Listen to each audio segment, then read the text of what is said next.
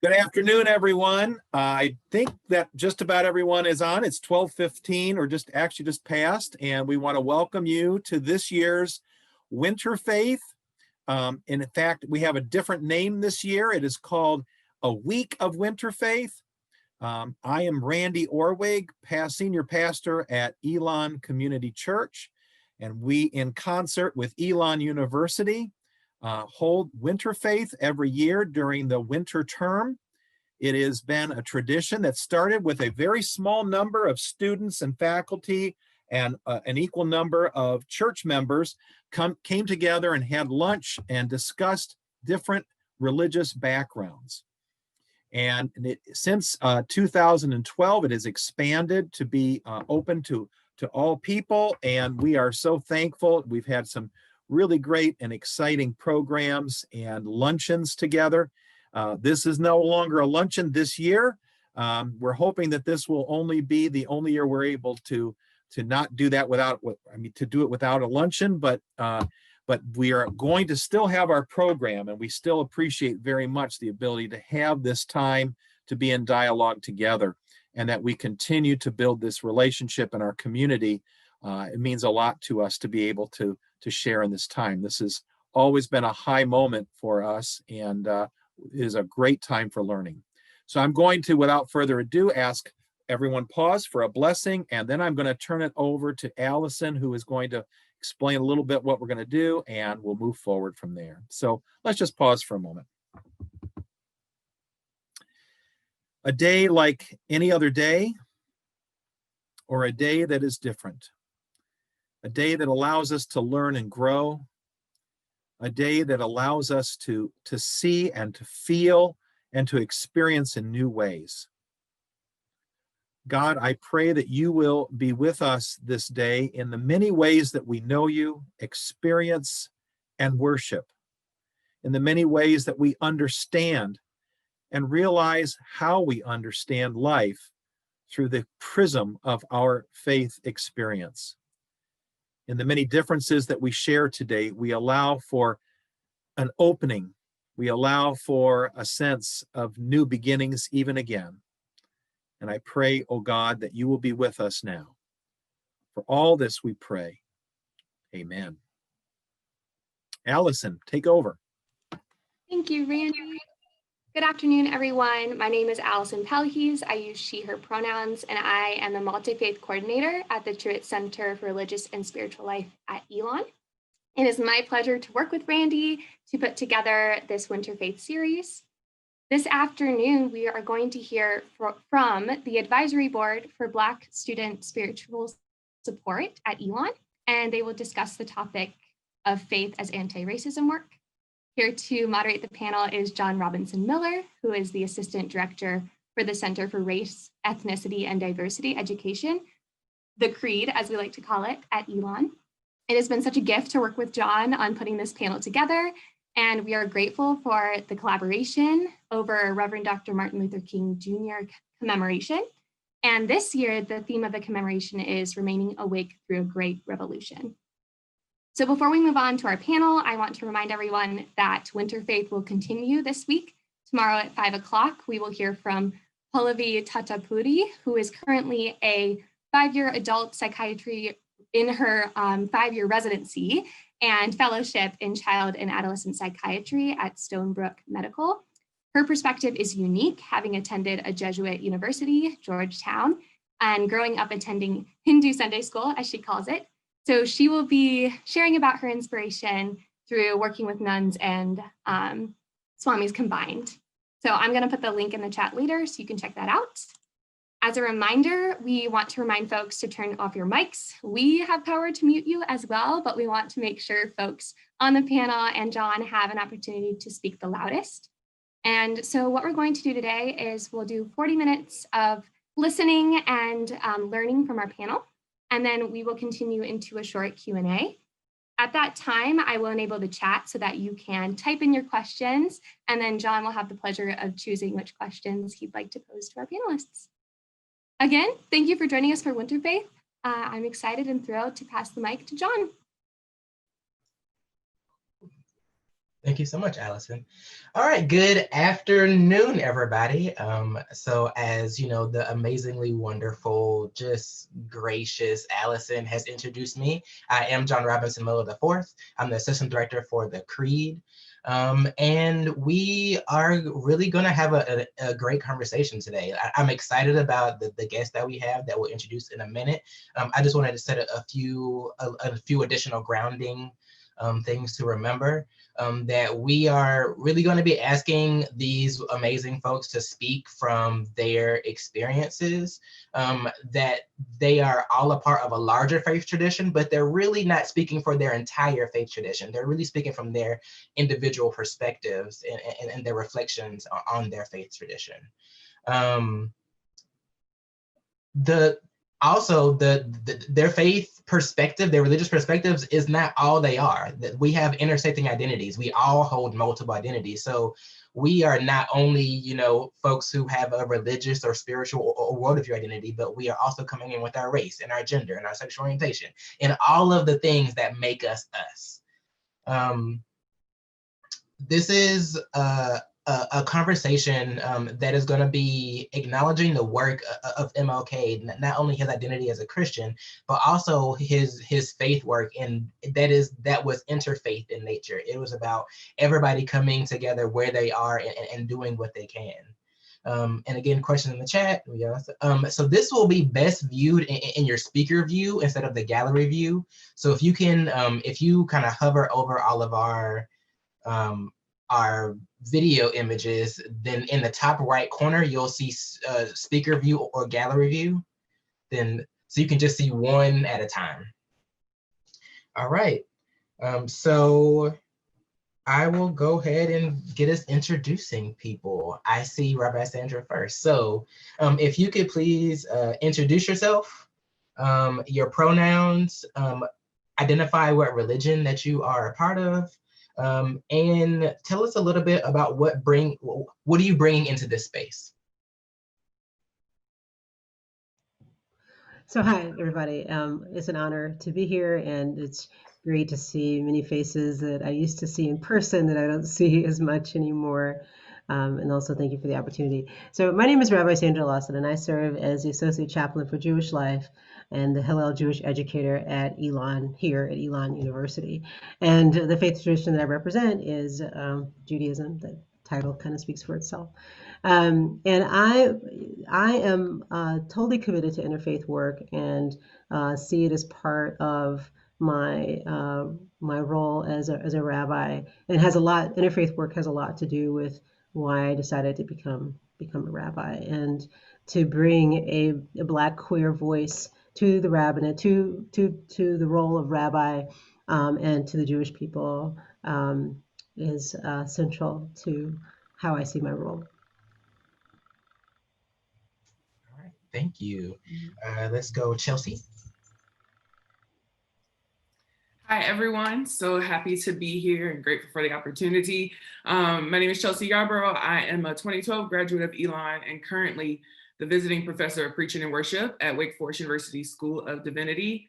I call myself a curious Christian. I definitely stem from the Christian tradition, but for me, interfaith work is a part of being an activist. It's a part of being in community. It's a part of being a faithful leader. And so I'm excited about this conversation to both listen, learn, and speak as I feel led. And I think what I bring into the conversation is genuine curiosity through the lens of compassion and actually believing that we can be in a better world. And so that is how I speak and how I think and how I listen. So thank you. Reverend Wilkes. Hello, my name is James Wilkes. I serve as a senior pastor of Elon First Baptist Church, and I've been here. This year will make 5 years. You probably see me go in and out. Unfortunately, had some technical difficulties. However, I am a graduate of Wake Forest University School of Divinity, where Chelsea now serves as a visiting professor, and currently at Boston University School of Theology, receiving my Doctor of Ministry. Interfaith has always been something that I've been interested in, and Wake Forest allowed me the opportunity to see the need and necessity for it. I too am like so many others. I think that if we can work together, that we can make our world a better place for everyone that lives in it. Glad to be a part. All right, and we'll move on over to Kiah. I would say it's still good afternoon to everyone. So my name is Kiah Glenn. I'm one of the other assistant directors in the Center for Race, Ethnicity, and Diversity Education.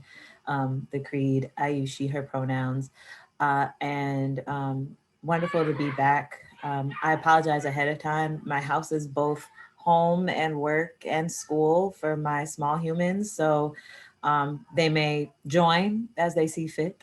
So I am Muslim, and interfaith is both inherent work and important work. And in that, like, was raised Christian and became Muslim in undergrad.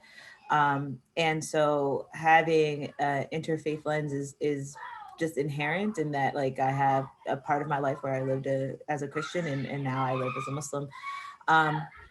And my tradition really is informed by the folks I surround myself with. So I really surround myself with, other Black Muslim women, queer Muslims.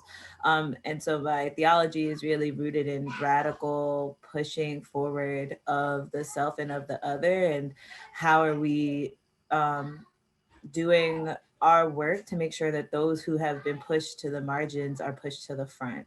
And so both, all of the identities that I carry help inform that work, but I also make it my work to make sure that those who don't have a voice or feel that they have a place, both in my tradition and in interfaith work, find themselves in the work that I do, or that I can point them to the work that others have done that have helped me get here. Last, Dr. Dyce. Thanks so much, John. Good afternoon, everybody. I am Cherrel Miller Dyce. I am an associate professor in the School of Education, and I'm also executive director of diversity, equity, and inclusion in the School of Ed.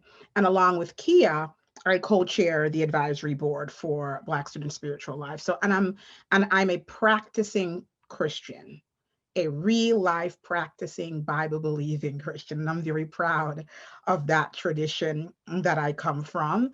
And that informs everything that I do. It's, every single epistemic lens that I hold comes from that tradition of Christ's work with those at the margin. And that's how I see sort of interfaith work, is a chance for me to engage in our shared humanity. I think we have a lot of things that divide us, but we also have more that unite us. And I find faith and religion and that centering, it's really important to everything that I do, for my teaching, for my research, for my service. And so I enter this space. Everything that you'll hear me say today comes from that Christian tradition, not just as a scholar, but as a practicing church-going Christian. Thank you all. And lastly, I think it's also important to know my background. Raised, missionary Baptist in the South. I am very much so your millennial Christian right now, identifying as primarily spiritually Christian. And I am kind of at the intersection of what spiritually Christian and the teaching of womanism and how they intersect, and particularly how can I be intersectional and still reconcile with the history and the past of Christianity. So for our first question, I'm going to read a little bit about anti-Black racism, and then I'll ask the question for us. So anti-Black racism as being a part of a two-part formation that strips both Blackness of value and systematically marginalizes Black people. This form of anti-Blackness is overt racism. Society also associates politically incorrect comments with the overt nature of anti-Black racism. So really it is understanding that anti-Blackness, the institutional systematic anti-Blackness is grounded in a very foundation from the inception of how we're looking at the United States, but really also the anti-Blackness is global. So kind of understanding where we are with anti-Blackness, and diving a little deeper, how does anti-Blackness show up in the traditions of your faith? And if anybody would like to start.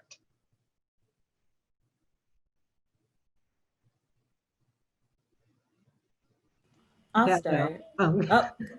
Yes, I love that it was you. Yeah, No, you want to it's, say right? No, yeah, you go first. You go no, I won't. first.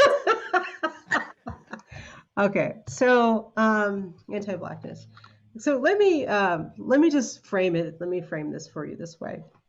So, and this might not be a surprise to many of you, or maybe it will be a surprise to some of you, and some of you may dismiss what I have to say, and that's just that. So, as far as I'm concerned, living in the United States, which is the very foundation of our country, was designed to privilege one group of people over another group of people. So living in our society, you were either racist or you're anti-racist. There is no not racist. And when I say anti-racist, that means that you are actively engaging in the work to make our society better, to make our society less racist or anti-racist. To say that you're not racist means you're not doing anything to push the needle. So hold that. The other thing I'll say is that when our country was founded, whiteness was limited to basically people from Great Britain. Over time, other European groups were allowed into whiteness.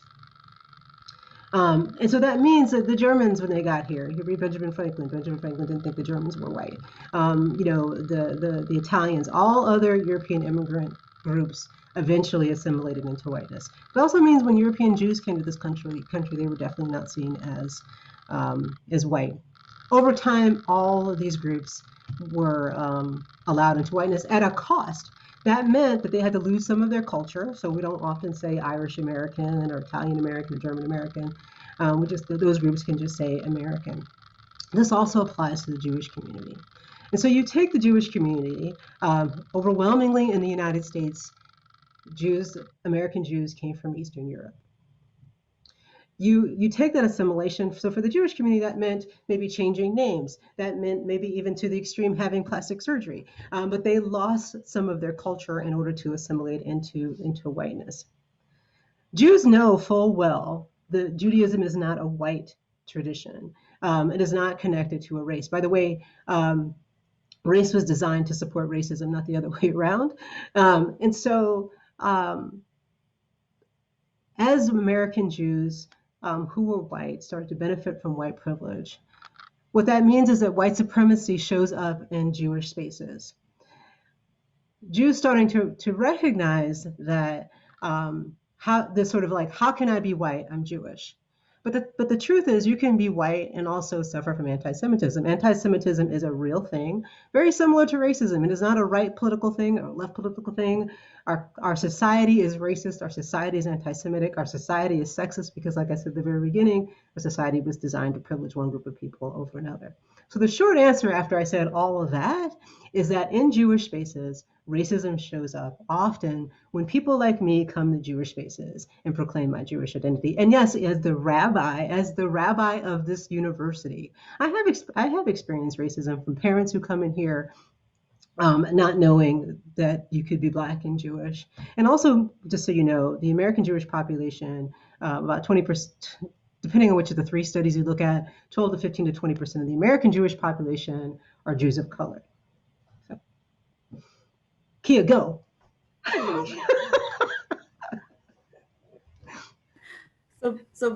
going to build off of what Sandra said, right? So all of the historical context that Sandra gave applies directly to my community, right?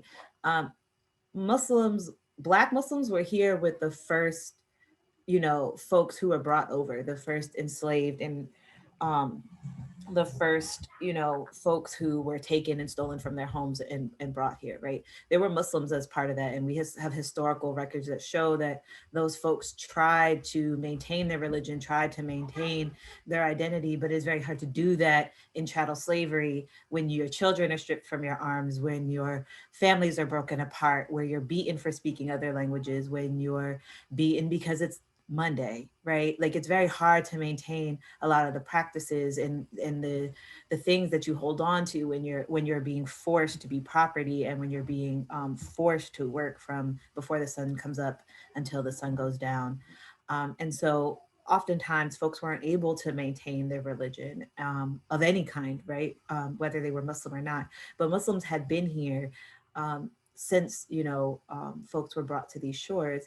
And then as those folks had lost their identities due to chattel slavery, the next time that we see, Muslims is when folks from Middle Eastern countries start to come over and establish mosques. And I believe the first established mosque is in the Midwest, right? And those folks, like Sandra mentioned, are not considered white, right? Even though some of them could pass for and did pass for white.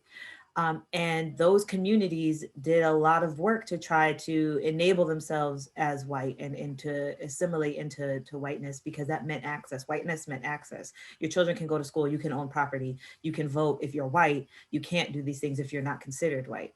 But then we don't see, we see Black folks as Muslim, when we see the Moorish Science Temple, when we see the Nation, and then when we see, more and more Black folks accepting Islam, in the 30s, 40s, 50s, and so on. But like Sandra, because there are folks who, have tried to come and establish themselves in this nation, and that nation said that you had to be white, there's going to be inherent anti-Blackness within that, right?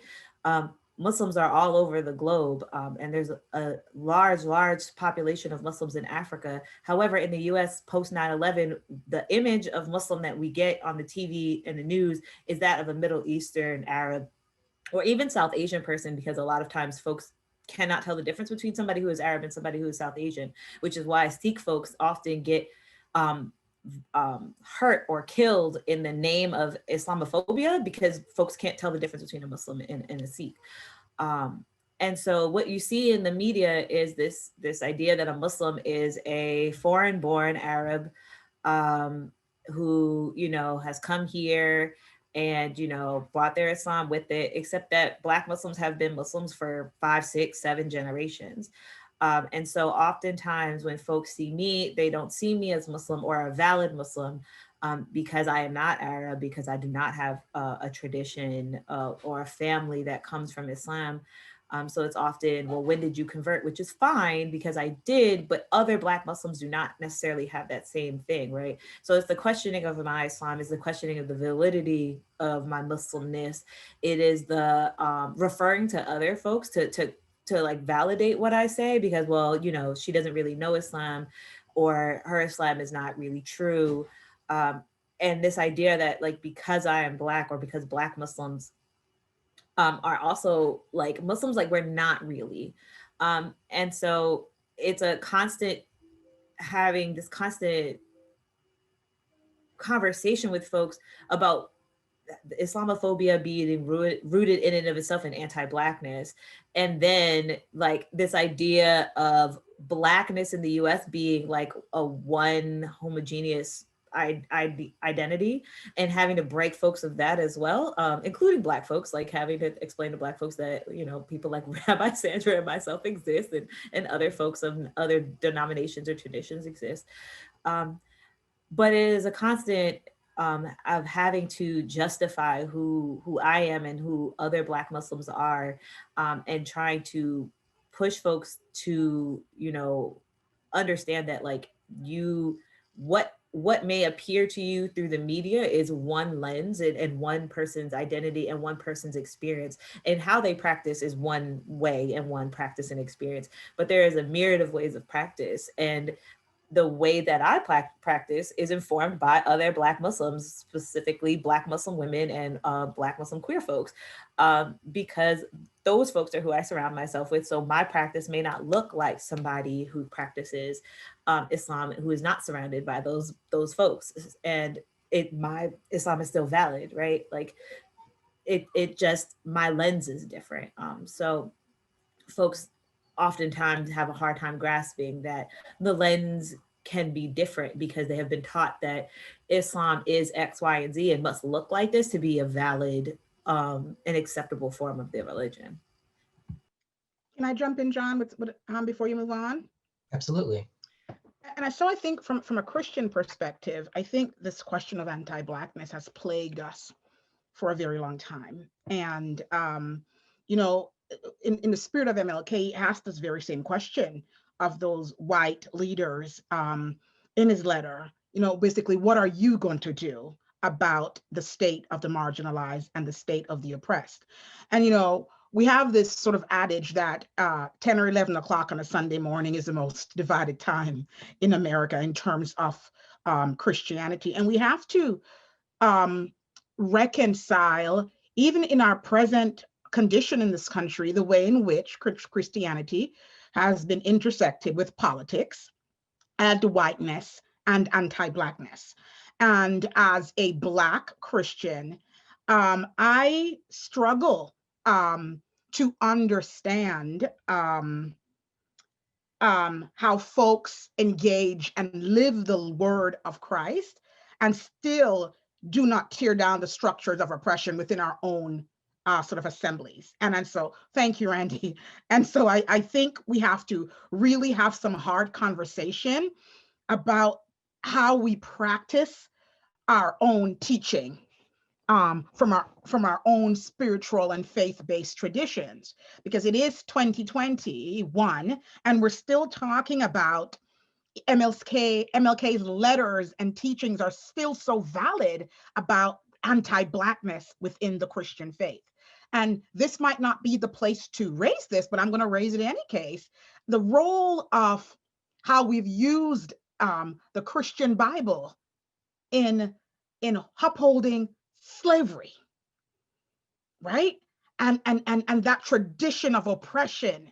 And I'm thankful for this space, because as interfaith people, we have to face the good, the bad, and the ugly. And anti-Blackness is rampant within the Christian tradition. And so, like my sisters, my Muslim and Jewish sisters, we have to find a way to sort of deconstruct and talk through these issues. Although we may differ in terms of our own ideologies and how we practice, we have to root out anti-Blackness, whether it's in Judaism or whether it's in Christianity. And so that's my contribution, because I know you have to move on. Absolutely. So we are about to take a slight step forward and move from anti-Blackness into white supremacy. So let's everybody take a deep breath. Exhale. One more. Exhale. So reflecting on the impact of white supremacy as a pervasive concept. So to really put it plain as to how white supremacy operates, there are about 4 tenets that white supremacy either ascribes to, either one or more of these tenets. The first tenet is white should have dominance over people of other backgrounds, especially where they may coexist. 2 is white should live by themselves in a whites-only society. 3 is white people have their own culture that is superior to other cultures. And 4 is white people are genetically superior to other people. So typically, when you boil down white supremacy, it will fall into one or more of these categories. So in reflecting on really that pervasiveness of that concept. Oh, and what's also important to note is that white supremacists believe that the white race is in danger of extinction, particularly because of the influx or the moving of other cultures and the way that whiteness is looked in power. So how has your faith tradition or the perception of your faith tradition or your faith tradition been perceived in the United States, particularly as we're looking through a lens of white supremacy? I know. So Oh, it's okay. you. Yeah. So we'll do Chelsea and then Kiah. Okay. I'll be brief, but it's kind of paired well because it was the comments I was thinking of for the previous question. To Rabbi Sandra's point, I think that the Christian practice is either anti-racist or racist. And I think that the issue is that Christian rhetoric likes to live in the middle, using words like unity and words like reconciliation and words like rhetoric with no practice. And rhetoric with no practice is inherently racist. And so I think that the ways in which white supremacy is operative really stems very, very far back into the Christian tradition when empire became the language of community. Because anytime there's empire, there has to be hierarchy, there has to be ins and outs. So when the kingdom of God became the replacement for the community of believers, already you have what I call a breeding ground for oppression, marginalization, and white supremacy. And I think as seen in the visuals that are not new visuals of from the terrorist attack on the Capitol that said Jesus saves, or we're praying because we're grateful that God allowed us to do this, as we see the way in which Christianity can very much support manipulated and taken, and the Bible can support, if people take it out of context, etc., these kind of ideals of empire. And so anti-racist work is also decolonizing and pushing forth new readings of the text. Womanist scholars who center Black women's voices and who reread the text through the eyes of Black women's experiences is critical, because it moves the lens from I am in and you are out to why are we all here together? And that's a completely different conversation. And so I think that white supremacy flourishes through the language of empire within the Christian tradition, but the language of community is where there's a possibility for liberation and justice to occur, and it has in pockets. I think to Chelsea's point, it's perfect, right? Like this language of empire, because as we saw post 9/11, this idea of creeping Sharia and this idea that Muslim and Muslim law were invading the empire, right? And how often did we see the empire invade Muslim majority nations? And that is an okay practice. But the idea that somehow Muslims were invading with their own legal codification into the US empire was a no-go, right? Which validated the idea that we needed to invade and bomb and destroy these nations because they were somehow overtly evil, right? Like they're not only these nations, but they're religious tenets, right? We had to free these women, right? Like we had to remove their headscarves because they're not free. I often think about like France's obsession with Muslim women who cover, and it's tied back to the fact that France could not conquer Algeria. And could not make it part of empire. And this idea that they have never fully gotten over the fact that these Black people did not succumb to the bringing in of the empire, right? And so Muslims and you know, our bodies are seen as a zone of conquering, right? I can speak for like Muslim women and women identified folks, like our bodies are seen as a land of conquering because there's something inherently wrong with our wanting to exist in whatever ways, right?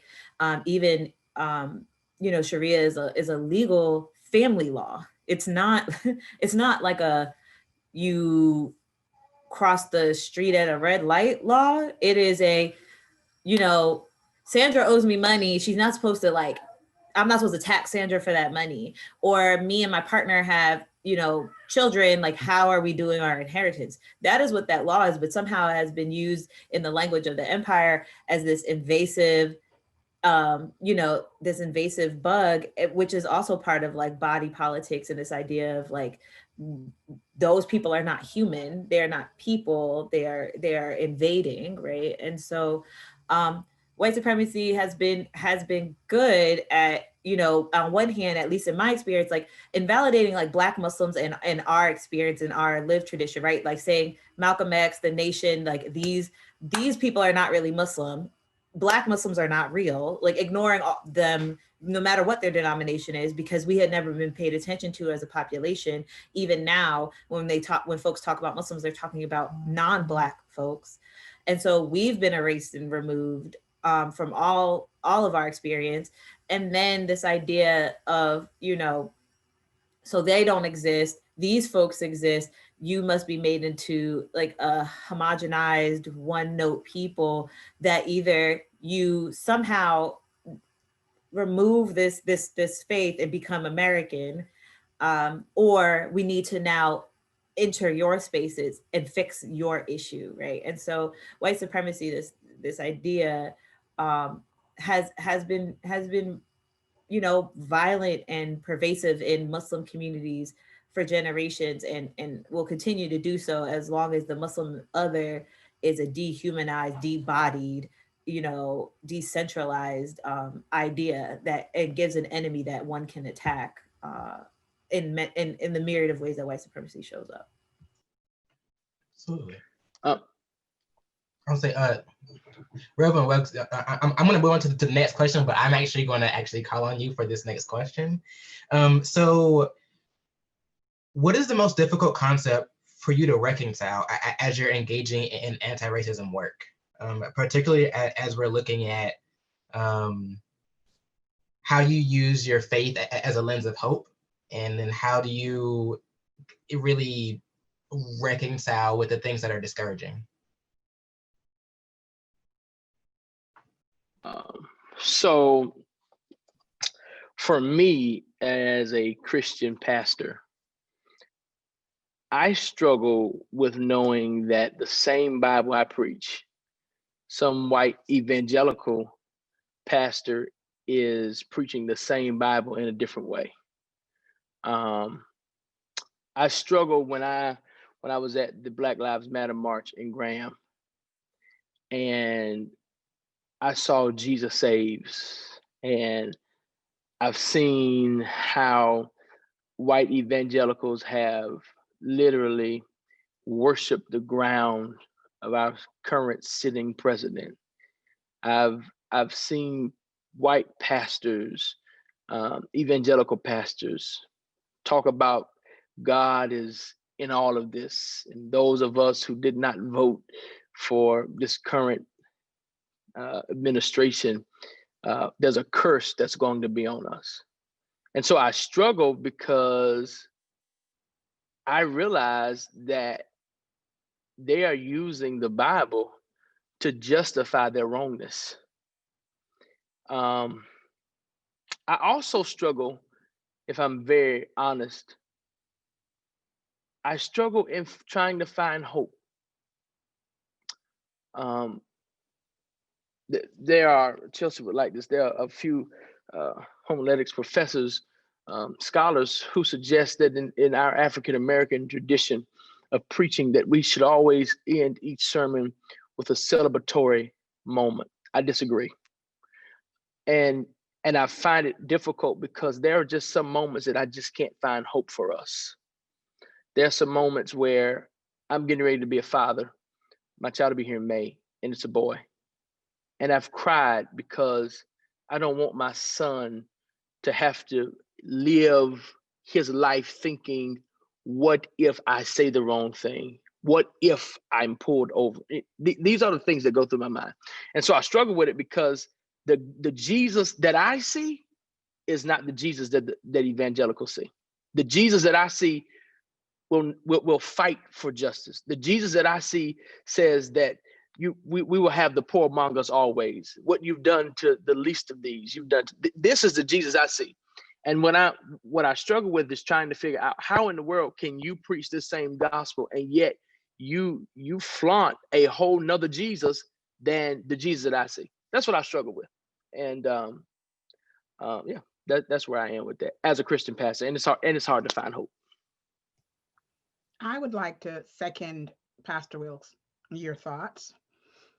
And I think about people like James Cone, Black liberation theology. And James Cone had to sort of create this way of knowing and understanding for Black folks to look at ourselves within the context of Christianity. And so I'm struggling with two concepts, love and oppression, right? Where James Cone and others such as Cornel West, talked about sort of the Black theology and its tradition and base in the Black church, that we have that God is a God of action, right? He calls us in action to work for the widow and the motherless, for those who are suffering oppression. And I truly struggle with, as Pastor Wilkes said, the writings of the sacred word and the work that I see coming out of individuals who call themselves Christian, like myself. And so I struggle with love. How do you continue to love and care? This sort of pedagogy of love that the Bible teaches. But yet, I am to love my brother and sister, but yet I don't face the oppression. I don't face what I don't see, I don't hear. I lock myself in different schools. I lock myself away in different communities from my Christian brothers and sisters and not see their oppression. And I think that more Christian pastors need to tackle oppression from the word, right? And call us to James 2 and 17 and 18, that faith without works is dead, right? We have to have faith and we have to have work. And the work of Jesus is about action, right? If you have to flip tables some days, you're going to flip that table so that somebody else can eat, right? How are we dealing through our Christian tradition with the water crisis in Michigan? How are we dealing with what happened in the Capitol, that attack on the Capitol? How are we dealing with Black bodies lying in the street from our faith traditions? These are questions of love and oppression that I'm struggling with this moment. And I invited on the call today a spiritual leader of mine, Reverend Lamont Prysock, who's on this call. And because we've often talked about, our role in serving the communities and let others see Christ through us. And I wonder, especially about my white evangelical brothers and sisters, if that love also sees our oppression. As we invite one more panelist to speak, I will say that the chat is open for you to share some questions, so I could be processing through the questions as our last panelist is sharing. Then either Rabbi Sandra or Chelsea. Oh, yes. I just wanted to say this, and I'm sorry. I wanted to say that part of the problem that I face with pastoring a Christian African American church is the rhetoric that we've been taught. We are, as Black people, really focused on the eschaton, the afterlife, right? What I face a lot of times is sometimes our seniors will say, oh, it'll be better in the by and by, oh, when it comes, God's gonna handle it. God's gonna work it out. That's the rhetoric we've been taught. So what happens is you want to fight for justice, you want to do the work, but because they've been taught to let God handle it, just let God take care of it, baby. In the by and by, when we all get to heaven, and all that's true, all that's right. But the issue is, the problem is not in the after, by and by. The problem is now. And so sometimes I find that in trying to do anti-racism work, it's even hard to get some African Americans to fight, Christian African Americans to fight for the now, because we're so focused on the by and by. Rabbi Sandra? So I think I just really like listening to what everyone has had to say, and because I think the original question was about how white supremacy plays out in our religious spaces. And so I'm just going to tell a quick story. There's an author, her name is Mara Gad, and she's a prominent Black Jewish something or another. And And also, it's actually not just even her story. This is a story of so many people that I could just name off the top of my head. So I'm not going to name anymore because this happens often. So many Jews of color had stopped going to synagogue for a variety of reasons. Either they were tired of racism, or just the mere presence was exhausting of trying to explain who they are. And so many Jews of color heard the call from the Jewish community: go to shul, go to your synagogue after Pittsburgh. So I know many Jews of color who, like, I want to support my community. I want to go. I'm going to go to synagogue. Now we all know what the shooter looked like in Pittsburgh, and sadly, many Jews of color were met by gatekeepers. Many of these gatekeepers were actually not Jewish. These gatekeepers might have been police officers or security guards, or even maybe they were Jewish. But heightened security, and were not allowed entry into many Jewish spaces. And people would say, well, you have to understand because after what happened. And then some people said, like, the person who killed those people or came into the synagogue did not look like me. And so white supremacy plays out by the same way it did at the Capitol: white people not seen as a threat. Because how could someone who looks like me do this to me? And that's what's actually played out with the Capitol. Some of the records are showing that the FBI, whomever, did not see those supporters of Trump as being violent. They would only be violent if Antifa showed up or if Black Lives Matter showed up. It never dawned on them that people that look like them, meaning white, would do what they did. And Black and brown people have known for a very long time that there's nothing scarier than an angry mob of white people. So how white supremacy plays out in Jewish spaces is that white Jews are not seen as a threat, while Black and brown Jews are. All right, we have our first question. So I don't teach until the spring, but I'm struggling with how to approach the terrorism at the Capitol with my classes, specifically how it is such a blatant example of anti-Blackness. Does anybody have any advice on how to approach this? I think one of the challenges is that we don't tell full stories of our history. We don't tell accurate stories and complete narratives of our history. And when we start to do that, this question won't even matter anymore. When we tell the story of Thomas Jefferson, as being a founder of our country, and Thomas Jefferson owned slaves, many of them his children, when we tell those stories back to back, we could get a fuller picture. We tell the stories of how white mobs coming out of churches lynched people, most of them, 99% of them Black, because of some fear that they had possibly done something that nobody could prove or whatever.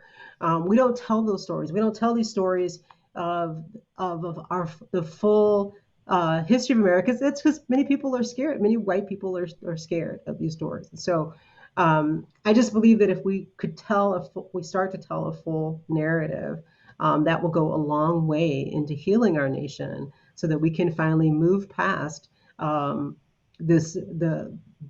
racism, white supremacy. We've never had a sort of a reconciliation. We've never had. I shared with a professor with Cherrel the other day this Jewish concept of Heshbon Nefesh. It's Hebrew for like an accounting of the soul. We've never done that in our society. We've never really looked inward at the challenges and the problems. And if we do that, we will finally heal or begin the process of healing our nation. Our next question is, as a part of my dance appreciation course, I teach an extensive unit on dances of the African diaspora. Part of the teaching includes the importance of spirituality in those dances. As a person without a strong religious spiritual connection community, how can I teach the subject better? We engage with a lot of text, but I want to expand my teaching of this subject. How can I move from purely academic to more experiential? I will take a part of this because I have a dance background. And I will start by saying the text only gives you but so much. there's a part of doing the dance that will then help you understand. Are your palms up? Are your palms down? Circular, like are you holding the world? Is it a welcoming dance? It is a dance of aggression. Is it like you have to feel those feelings? I think there's a part of all spiritual practices that deal with the emotion of it, with the humanness of it. And if you don't have, if your connection doesn't look religious, it does look human. So if you can find your human connection, then you can find a spiritual connection that may be more of a worldview of the world. Like how are you relating to nature? How are you relating to the things around you? And not just like kind of in a religious context that we can look through that probably lends itself to a little bit of white supremacy kind of things. And I would add to that as well, John, that, depending on what faith tradition your dance is about or how you want to engage with dance, I think there's always something to be said about actually visiting communities of faith and engaging with gatekeepers to help you sort of broader and understand the role of dance or the role of song or the role of prayer, whatever you're thinking of unpacking, to visit those communities, see who those gatekeepers are, talk to people from those communities about their experience with dance, with poetry, with prayer, with song. And so I would suggest for that, if that's a faculty member, to really, if you decide whether it's Christian or it's Muslim, whatever you think you want to do, then seek out those communities, because there's something about the emic perspective that needs to come out when we are talking about religion or spirituality. Because if we're not a part of a community, we want to make sure that we are representing that community to the truest form. So I would seek a gatekeeper and then move from there. I would just uplift what Dr. Dyce said, as somebody who comes from a community where certain dances are for certain people in a certain time, and you do not do them outside of that, or if you are not part of that community, you don't do it at all. Bringing in folks is really the part. Like, there are certain dances like that I grew up seeing, but because I'm not part of that spiritual practice, like I wouldn't do it without permission. And even though I am a part of that community and like historically have my family as part of that community, I haven't been given rites of passage to do certain things, right? And I haven't been instructed in certain ways and certain things. So bringing in, like Dr. Dyce said, folks who that is their tradition, that is their life, that is their well to pull from, and letting them do that is powerful. And it also does, like to John's point, does break some of that white supremacy structure, and in that, like, it gives a voice to folks who this is it's not a game or like it's not an experience for them, it is their life. And it validates, especially, I'm thinking of a lot of like the traditions in the Caribbean, which religious traditions are not given credence as being real, right? Especially like in Cuba and Trinidad and Tobago and Brazil and all these other places where there's a lot of Black folks, and we kept our traditional religions and dances go with those, but they're not seen as religion because our spaces are seen as places of vacation and fun. And so like everything that we do is fun and like a thing to do. And like these people really practice like and they mean it. So definitely to what Dr. Dyce says, like bringing those folks in so that they can tell you what they're doing where you don't have to do, but you are not necessarily participating in the same ways unless they give you permission. Yeah, absolutely. And before we go on to the next question, I want to add one more thing. Something that I have noticed is you'll see at certain protests, then folks will bring out drums and folks will dance in the middle of the protest. And I've started to hear a conversation about how appropriate that is. But then if you understand, particularly in this case, Black culture, you understand that dance is joy and music is joy.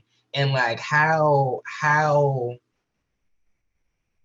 dare you offer your humanness in resistance? Like how do you be joyful in resistance? And how spiritual is that to then be able to laugh and smile with people as you're fighting oppression?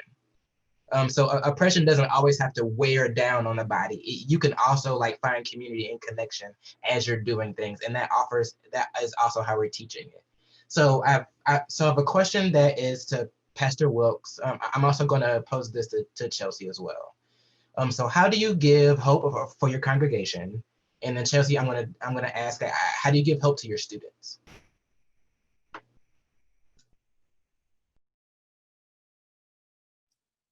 Okay, I'll hop in first. I was pausing to see if Pastor Wilkes is going to hop in first. So in the fall, I taught a class called Womanist Ways of Worship, and I was hesitant because I just was like kind of wondering why we were trying to hold on to a particular type of normalcy amidst all that was going on. So I was kind of like anti-class, even though I'm a professor, which is a weird space to be. I was just like, what are we doing here? Like, what is happening? But I was trying to think of what were the commitments that I could make that lent themselves to the contextual nature. And so the reason I'm saying it like that is that the final assignment was to create a ritual that you need based in womanist methodology, but also to note womanist methodology is centered around Black women's experiences, and Black women, as expansive as that category, for lack of a term, is that experience, that understanding. And so to help students understand, some of you all, this is a home methodology, and for others of you all, this is a guest methodology. And so how do you approach this as a guest in a way that is honoring the tradition? And so I say that to say, I feel like hope was curated amidst the sharing of experiences and the honoring of people's truths as the truth, and allowing folk the experience of that we were talking about to live as a text that could be studied, that could be asked questions of. And so it's weird because it wasn't a hope that's like, oh my gosh, we're going to be perfect after this, but it was a hope in that every week we're going to show up together and honor this time in a way that we believe that somehow we can reimagine an otherwise space, and that we believe that thinking and living through something that no one has ever experienced, and also believing in our rituals in the different ways that faith is showing up in this space actually matters. And so I feel like, in short, presenting possibilities, but also honoring the experiences of those that are often the margins of the classroom space, and being like, no, every single text we read was by Black women. Every person that came in was by a Black woman. I'm a Black woman. And so helping students, that for them was like, what? For some of my students, that was jarring, and helping them see like this was a gift to you, I think for me was a hopeful practice.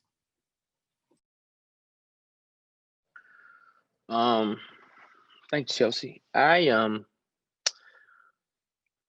find hope through scripture, but I also try to give hope in just who God is. And one of the things though that I also do is I want my people to feel what they feel, right? I don't want them to get so, Otis Moss says in his book, Blue Note Preaching, let us not get so quick to the resurrection shout that we forget to pass by the pain and challenge of Calvary. That in fact, I want them to feel that for a moment. I want you to feel what you feel. I want you to be angry, upset, mad, whatever you feel. I don't want you to bypass that. And once you feel that, then we can find hope. And I think that I try to find hope in God, but I don't try to limit the people's perspective of God just by what they've read and what they've been taught. Exodus says, tell my people I am that I am. What you need God to be, that's who God will be. And let's find hope in the I am God, not in the God that you've been taught about. I think that as you live, you experience God in different ways, and God becomes different for you the longer you live. That's just my perspective. So that's how I try to find hope and give hope. Thank you. Unfortunately, we are coming to a close, so I want to go through every one of the panelists, and for you to kind of leave words to the group, to leave words in what would be our physical space, but now our virtual space, things that you would like people to take with them. So I will go reverse than what we did earlier. So we'll start with Dr. Dyce. Thank you, John, and thank you for those of you on the call today. I leave you with this. When you've done all you can, stand. From Ephesians. When you've done all you can, stand. That this is not the time to lay down. That my standing might be as a professor, as the Dean of Christian Education at my church, co-chair of this advisory committee. That's how I stand, a mother of 3, a believer. and in the Black faith tradition, a prayer warrior. That's how I stand. And so however you stand, those of you on the call, don't waver now. Stand in that tradition to fight for those who are oppressed. We need that now more than ever before. And however you pray, we need those prayers now than ever before. And I ask those of you on this call to remember my faith, especially when you pray from your tradition, for hope, health, faith, and a better country. Next with Kiah.